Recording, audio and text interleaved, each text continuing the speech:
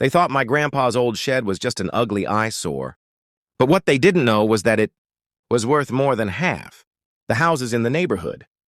My grandpa had lived in the same house for over 50 years, and in the backyard stood this small wooden shed, weathered, leaning slightly yet full of memories.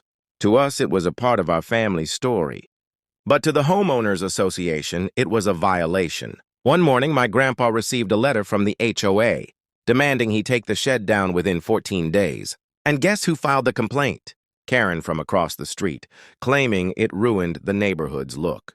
Now, my grandpa is the calm, patient type, so instead of arguing, he quietly pulled out an old leather folder from his desk. Inside were official papers from the state's Historical Preservation Office. The shed wasn't just old, it was built in 1892, back when this land was farmland, and it was a registered historical site. At the next HOA meeting, my grandpa presented the documents along with black and white photographs of the original owners, farmers who had built it by hand.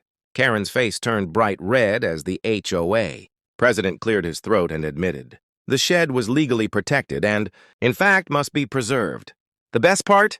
They had to use HOA funds to restore it to its original glory at no cost to my grandpa.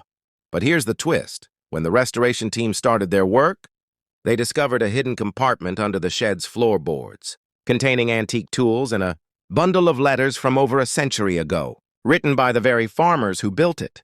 The State Museum got involved, and suddenly, our backyard became a local tourist spot. Karen now has to watch visitors admire the very shed she tried to tear down.